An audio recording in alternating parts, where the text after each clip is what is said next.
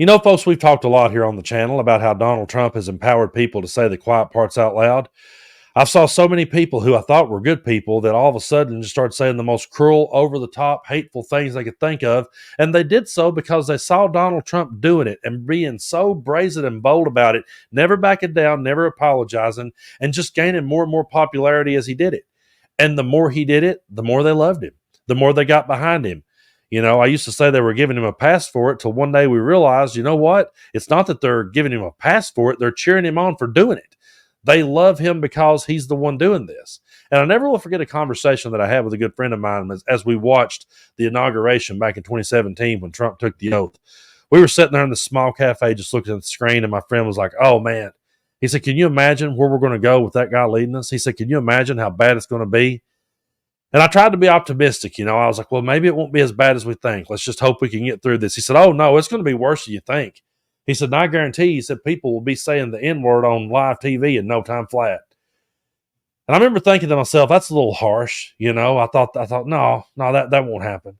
But then we saw Trump go on to talk about how there were fine people on both sides in Charlottesville. And I know somewhere is a troll that's going to say that's been debunked. And I'm going to come back at you and say, no, that's not, because they had a rally called Unite the Right, and white supremacists showed up. And they were standing alongside you, and it wasn't a deal breaker. You didn't have a problem with them coming to your rally. You never called them out for it. You stood right alongside them waving your Confederate flag, which you say is your heritage. And I would love for you to take all the time you need and explain to me how the Nazi flag is your heritage. So we saw that kind of crap. We saw Trump give his dog whistles to the hate groups. And as we went forward, my friend's words would echo in my head, and I'd go, dang, we're getting to that point. And I really hate to admit this, but me and a friend of mine had a bet going during the debate that at some point Trump would blurt it out. We really thought that he would. And I think if they'd have been in front of a live audience with the microphones on at all times, and I think the crowd could have definitely enticed him into doing it, because that's the type of person that he is. And that's the type of people he empowers. And that brings us to this point in the video where this guy, Rich Lowry, who is a conservative columnist, says it out loud. Now, he says he misspoke. He's already said that this is all bull, that he did not mean to say it, that he misspoke. Folks, I misspeak all the time, and I own it. I've done it right here in my videos and corrected myself a few seconds later when I realized I did it. But you listen to this, and you be the judge. Did he misspeak or not? Roll the clip. I think it was in that interview where Dana Bash says, you know, the police have gone through 11 months of recordings of calls, and they've only found 2 Springfield residents calling to complain about Haitian migrants taking geese from ponds. Only 2 calls. And I think one lesson of this whole story, people don't care about geese. People really hate geese. You know, they all things considered, yeah. I think people would prefer Haitian migrants to come and take the geese off the golf course, right? So it's pets, yeah. It's the cats and dogs that's become the standard. Geese clearly don't matter. You know, folks, this is the second video in a row that I've made when I've came back from showing you the clip that I've said at any other time that would be the end of his career. But they'll just laugh it off and keep moving with it. But you guys be the judge. Do you think that was an honest misspeak? Was that just an honest mishap? Or could it be that he's so comfortable talking like that he just forgot where he was for a minute and went ahead and said it out loud? I lean toward the latter. Because first of all, the word migrant does not rhyme with the N-word. Second of all, he was referring to Haitian immigrants who are black. And third, he said the whole word all the way out loud with the hard ER. He said it all the way out before he dialed it back. And the most disturbing part about that to me was how Megyn Kelly just laughed about it. And when it comes back, they're both just smiling at one another. And that was normal in their world. I promise you, if I had somebody on my podcast, even if it was someone who I knew and respected and knew they weren't a racist person, if they had a mishap like that and misspoke that word on my show, I promise you I wouldn't just keep rolling. We would have to stop and acknowledge that one. There's no way you would just keep rolling and smile and laugh about that. But in MAGA's world, they do, because that is the type of cruelty and that is the type of hatred that Donald Trump empowered. And they just feel like now they can say it. It's just truly sad. You know, I've talked a lot here on the channel about growing up in the South. Yes, I was surrounded by people who said racist things and made racist jokes. I had a grandmother on my mom's side of the family, Nana, who nicknamed me Brando. She would slap you in the mouth if you said the N-word. It was forbidden around her. And she is who taught me. I really have to credit her and my mom for teaching me that things like that were wrong. Now, I talked here on the channel about the time I threw away my Confederate flag. I did a video on that. I've told that story several times about the day that I threw away my Confederate flag. I have laughed at jokes that I shouldn't have laughed at, and I've repeated jokes that I shouldn't have repeated back when I was a kid. I grew up and worked on myself really hard to be a better person. And my good friend Coach D will tell you that I will message him if I hear something that I think has a racial undertone or I think it may have one. I will message the coach and be like, "Hey, man, is this what I just heard? Is this a racist statement?" And he'll tell me, because I want to learn. I want to educate myself. I want to know things that are. I don't want to keep repeating it, and I don't want to keep handing it down.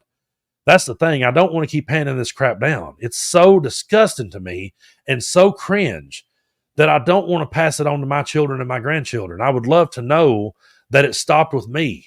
I would love to know that I was the one that put a stop to it and it didn't go any further. And I credit my Nana and my mom for stopping me and pumping the brakes and saying, "Hey, those are things we don't say. Those are things we don't laugh at. And those are things we don't get behind." But ever since Donald Trump came down the escalator, we have saw him empower those kind of people. He stands with those kind of people. He sends out dog whistles to those kind of people. They consider him to be a hero, and he will not condemn them. He will not call it out. And the diehard loyal supporters he still has, they won't call it out either. And the saddest part to me and all this, folks, and honestly, this has not been an easy video to make because it's a hard subject to talk about. The fact that good people that I grew up with, people who I once considered friends and thought, they're good people at heart, I saw them just lean in to their racism. I saw them lean into their cruelty and just go for it. And I never will forget some of the things I heard them say. You can't unhear those things. I wrote a song and it's on my album, Tennessee Brando, Brando's Hillbilly Review. It's called Good People.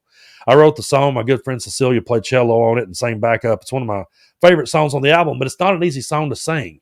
I've sung it on our members only Sunday night sound show that I do every 2 weeks. I've sung that song and told the story.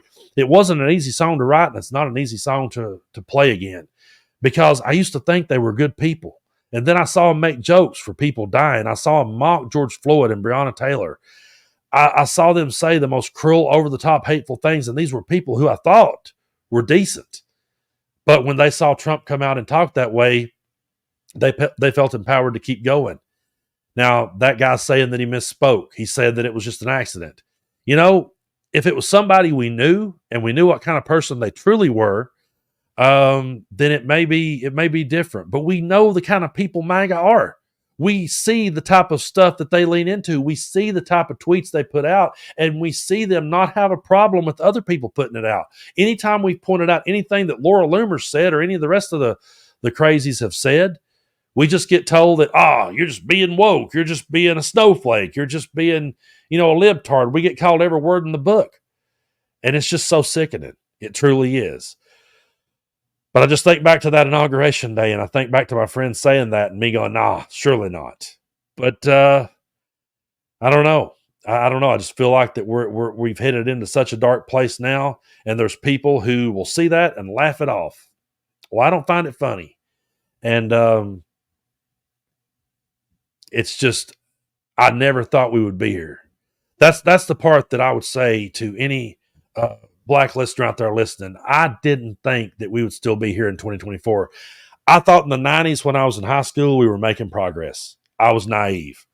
It took me years of growing up and meeting black people and talking with black people, because you got to understand, I went to a grade school.